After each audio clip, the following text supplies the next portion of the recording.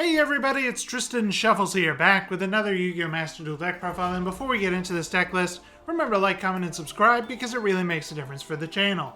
This month, we got another piece of the Fiendsmith engine in the form of Necroquip Princess, which you can special summon out from your extra deck once you have a copy of Fiendsmith Engraver on field that's equipped with Fiendsmith's Requiem. This means that now any two monsters, which can be linked off from Moon of the Closed Heaven, result in the full Fiendsmith combo, which helps this deck in particular because Chimera Azamina Fiendsmith can often create situations where you have two monsters on field and you want to continue to play, but they're not the right fusion materials. Another card that helps this deck is the new Duke of Demise, because it can be made with any two Fiend monsters, and you can banish this card from your graveyard and target one level 4 or higher Fiend or Zombie monster in your graveyard to add it to your hand. So if you have a Fiendsmith Engraver in your graveyard that you want to get back into your hand so that you can access Fiendsmith Tract, you now have another way to do that as well. And it gives you that additional normal summon, and your opponent will probably have already negated the normal summon of the Gazelle, the King of Mythical Claws, which is the most essential thing to resolve in this deck. However, you can somewhat trick your opponent by using cards like Deception of the Sinful Spoils, because they think that that is the card that they must negate, when really they should be using their Ash Blossom on stopping Gazelle every single time. Now, there's no longer any reason to play Azamina Mu Arcielago in the extra deck, because we really only have this one wanted Seeker of Sinful Spoils, and the extra deck is pretty tight. You can see that I've even cut SP Little Knight to experiment more with the Duke of Demise, and I think it's paid off.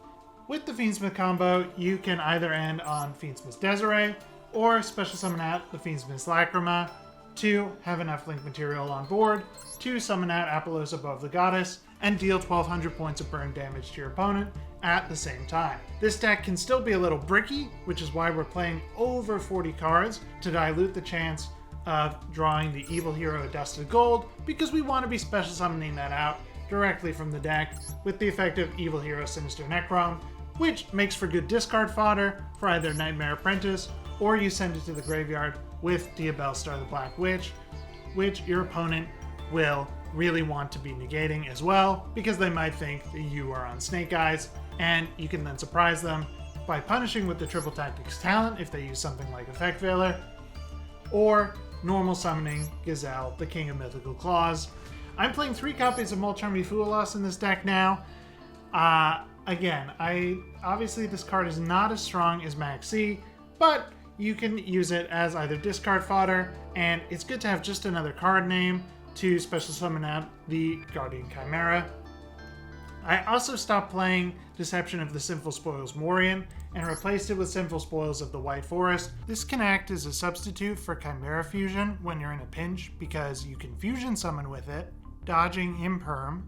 But more importantly, it allows you to special summon one Fiend, Illusion, or Spellcaster monster from your hand if you already have one of those face up on your side of the field, which gets you out of a lot of situations, and again, gets you those 2 materials on board to summon out Moon of the Closed Heaven. Another thing about Necroquip Princess is not only is it good link material, but if a monster is sent from the hand to the graveyard to activate a card or effect, you can activate one of these effects, equip one of those monsters to this card as an equip spell that gives it 500 attack, so you can steal your opponent's monster that they've just discarded, or you can draw one card. You can even do that when you use your own copy of Cornfield Codal to add the Mirror Sword Knight, because it sends itself from the hand to the graveyard to activate. So Necroquip Princess will give you that extra draw, which is always good because you'll get more fusion material from there. We have Azamina Ilia Sylvia, which can be special summoned off of the Hallowed Azamina. And then we have the Ace monster Chimera the Illusion Beast.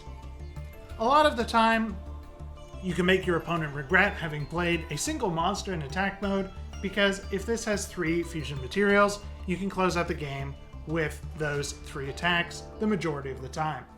The other Azamina card is Azamina Moa Regina, and this card feels a little win more to me, but I wanted to play it because When an Azamina or Sinful Spoils card or effect is activated, you can target up to 2 cards on the field and destroy them.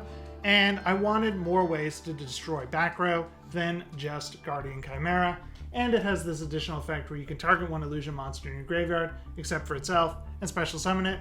So that makes it feel much better that you're only playing 2 copies of the Mirror Sword Knight, because you'll either be retrieving them from banishment with Baphomet, or from your graveyard with Azamina Moa Regina in those longer duels. With that being said, I think the best way to show off this deck is to see it in action, so let's get into those games.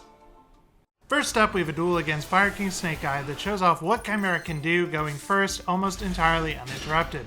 The opponent starts things off with Mulcharmy Foolos, and we can luckily negate that with Called by the Grave, banishing it and allowing us to continue uninterrupted for the rest of the turn. Let's use Fiendsmith Track to add Fabled Lurry, discarding that to the graveyard so that it special summons itself to the field by its own effect. Then we can link that off for Fiendsmith's Requiem to special summon out the Fiendsmith Engraver from our deck. Let's not use that as link material right away. Let's instead summon out Gazelle, add Chimera Fusion, use Deception to add the Hallowed Azamina, so we can activate that to summon out the Azamina Ilia Sylvia, protecting us from Nibiru the Primal Being. Now that we're safe from that, we can use Chimera Fusion to special summon out the Baphomet, and we get to search for a card with Gazelle's graveyard effect. We can send the Sinister Necron from our deck to the graveyard, add the Cornfield Codal, use its effect to add the Mirror Sword Knight, so we have both illusion monsters in rotation. Adding back the Chimera Fusion from there, we can use Sinister Necron to special summon out a Dust of Gold. We can equip the Fiendsmith's Requiem, summon out the Necroquip Princess. Now we have enough material, thanks to Princess, to special summon out Fiendsmith Sequence with the Fiendsmith Engraver from our graveyard. And then we can special summon out the Fiendsmith Lacrima to special summon back Fiendsmith Engraver one more time, link all those off for Apollos above the Goddess, and return the sequence to our extra deck for the following turn. Set Chimera Fusion so we have access to Guardian Chimera on the next turn and pass it over to the opponent. They start things off by activating Fire King Sanctuary, that's fine to resolve. Fire King Island resolves, adding Fire King Ulcanix. They normal summon Ulcanix, but we can negate that. They try to use their targeting destruction, but we can negate that with Cornfield Codal, and they wrap things up with Wanted, which we can just negate with Ilia Sylvia. So that chain resolves, and yeah, nothing there was able to dodge our negates, so they have to surrender. So, we've seen how Chimera performs going first. Let's see how it does going second against Memento. We start things off with Mulcharmy Foolos, which is the only hand trap card that we'll be seeing this turn, and they can play around it pretty easily. They summon out the Anguish, adding Memento of Intenser no Toshigo. They special summon out the Horse, sending 3 cards from the deck to the graveyard, and now they can use Anguish to special summon back the Mace. They use Mace's effect, add Memento, then Fusion. Now they can use the Fusion to special summon out the Creation King from their extra deck. They send another copy of Creation King from extra deck along with 2 more monsters that they need to be in the graveyard, and they can add the Memento Miklan with their graveyard effect. Then they use Memento the Fusion's graveyard effect to add the Bone Party. Now they can activate Akihuron and bring back the Memento Gaddock. They use Gaddock's effect to add back the Mace, and now they use Bone Party, destroying Akihuron to add the Darkblade. From there, they use Akihuron to bring back Memento Fusion from banishment, and then they return the 5 monsters required to special summon out the combined creation from their graveyard. Okay, we can play through this. They don't have something like the trap card, hopefully, and we'll see how it goes from here. We draw Call by the Grave, which will be pretty good. We activate Nightmare Apprentice, adding the Cornfield Codal. Next up, they try to use Combined Creation, but hold on, we can banish their Sleepy so that they can't Fusion Summon on my turn. Of course, they have the Fusion set, but I forgot about that. Okay, let's use Cornfield Codal to add Gazelle, the King of the Claws, and now we can use its effect, but I wanted to make sure that a Fusion resolved before they were able to special summon out their Fusion, but now I have to special summon out Guardian Chimera using less than ideal material because they took my Mythical Claws with the effect of their Memento Mace. Okay, at least we're still able to add that second Chimera Fusion, and we can resolve Guardian Chimera's effect, which gives us 2 great draws of the Baphomet and the Diabels. Alright, we can Fusion Summon from here, and I want to make sure that that resolves quickly, so their chain resolves and they special summon back their monsters, but we can special summon out the Mirror Sword Knight that we haven't used yet, and send the Sinister Necron because we're not even Fusion locked.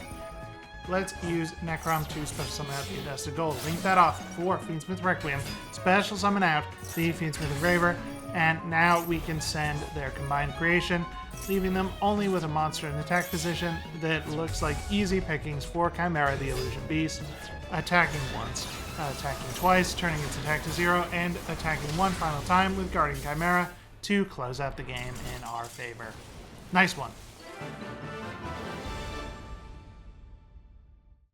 So it's time for game 3, and we are up against Centurion, and this is one of those longer duels. It's time to grab your popcorn. We've got infinite permanence though, hopefully that'll get us through the opponent's turn. You stand up to add Centurion Trudea to their back row, and they use its effect. Hopefully by negating this, that will be the end of their plays. Nope, they can normal summon that Fabled Lurry, link that for Fiendsmith Requiem, and it's clear they're on Fiendsmith here with the Fiendsmith Engraver, linking those off for Fiendsmith Sequence.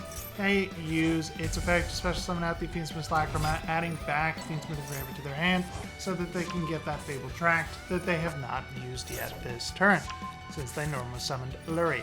They use Fiendsmith Tract, sending the Lurry this time, and it special summons itself back to their side of the field. So now they can link those off into Cross Sheep. Okay, not what I would have done, but they can special summon back to Fiendsmith Lacrima, and now they are back into the Centurion part of their deck, and they link those off for SP Little Knight, banishing my infinite impermanence. Might as well, I guess. Anyway, now they have Trudea on my turn, so maybe they'll be able to special summon something out, and their only target will be Chaos Angel. Let's tribute Mirror Sword Knight. They have Called by the Grave to negate. That is challenging because now we've lost our normal summon, and so we have to tribute Ash for Deception, summoning out the Bellstar and adding LZ because she can special summon herself. There's that Chaos Angel I was worried about. Set Wanted because we've already used the Deception, and they banish that. Nice! Now we have enough material on field. And nope, they're going to banish the Bellstar with SP Little Knight. That's okay because we can special summon out Diabells. That's 2 monsters, Moon of the Closed Heaven into Fiendsmith Requiem. Tell me if you've seen this before. Let's special summon out Fiendsmith Engraver and equip it with the Requiem, and now we've got Necroquip. Yay! We can continue to play. Okay, let's link those off for Fiendsmith Sequence. Now we can use its effect, and oh no, they have infinite impermanence. Okay, that is going to be the end of that. We are just out of cards, but we can reset the Deception for next turn, and we'll have the Bellstar as well. Okay, they haven't drawn anything too good, because they're starting off with the Fiendsmith Engraver, linking that off into Fiendsmith Requiem again, special summoning out another Fiendsmith Engraver, and equipping it with Requiem, but they send Bellstar, and might as well send that Deception because it's not doing us any good, and we can get access to another Sinful Spoils card this way, the Sinful Spoils of the White Forest. They go into the battle phase and deal 600 and 3500, not enough to close out the game, and they set 1 and pass. Okay, I think we can recover from here. Fool Loss is not ideal. Okay, let's use our Engraver to return Sequence, and luckily that baits out the SP Little Knight way too early. Let's link that off for Fiendsmith Requiem. Use that to special summon back the Fiendsmith Engraver from our deck. We can equip it with our Requiem one more time, sending their Engraver, then we can link those off for Fiendsmith Sequence. Hopefully that's not another Imperm. Let's return those monsters finally to the deck so we can special summon out Baphomet and send the Sinister Necrom, and now we are finally connecting the 2 halves of our deck. Let's use Sinful Spoils of the White Forest to special summon out Fiendsmith Lacrima. Yeah, you can special summon that out with that card too, because of course it's a fusion. Now we have our own Chaos Angel. Nice. Now that we've synchro summoned using Adusted Gold, but they have 1 more Called by the Grave. Not too big of a deal. They banish Life Fiend that wasn't too important to us, and of course their Chaos Angel can't be destroyed by battle at this time. Let's see if they can out our Chaos Angel from here. Even if they can, we have a backup plan. They use Fiendsmith to send the Bellstar from our side of the field to the graveyard. They bring back their Sequence. They are kind of just spinning their wheels here, like where are the Centurion cards in their deck? Anyway, they try to weaken our monsters, and they've cleared it by battle, and they think they've won, but nope, we've got Baphomet in the graveyard. Bring back the Mirror Sword Knight, which of course can't be destroyed by battle. Special summon out the Big Wing Baphomet, adding Chimera Fusion and Gazelle. We are back in this. They are special summoning out Fiendsmith Requiem. They've, used that so many times at this point, and they can just end on Moon of the Closed Heaven. Like, they're out of Light Fiend, basically. They deal a burn damage, but again, not enough. Luckily, we finally have that Baphomet in the rotation, and we can normal summon out Gazelle, King of Mythical Claws, use Chimera Fusion to fusion summon into our Chimera, and from there, it is an easy leap to getting to Chimera the Illusion Beast by special summoning back Mirror Sword Knight. We've got Nightmare Apprentice in rotation as well. Add back the Chimera Fusion, use it to add one more illusion. They negate that. Nice try. We can dodge that with Chimera Fusion. Getting to Chimera the Illusion Beast, they've got a monster with very low attack points, and we have a Chimera the Illusion Beast that can attack multiple times. Add the Mirror Sword Knight just in case something goes wrong, and just attack once, attack twice, and finally a third time. Meaning that even though we had the weaker Chaos Angel, we were still able to win that game. So we're back with the deck list, and I think that having access to Necroquip Princess made the Fiendsmith engine feel much more flexible in this deck beyond what was possible in the previous build. I also think that although the Duke of Demise didn't get a chance to shine in those games, it still helps push your Chimera combo through your opponent's hand traps by giving you that extra normal summon, so keep that in mind as you try out this build for yourself. Thanks so much for watching, and I'll catch you all in the next video.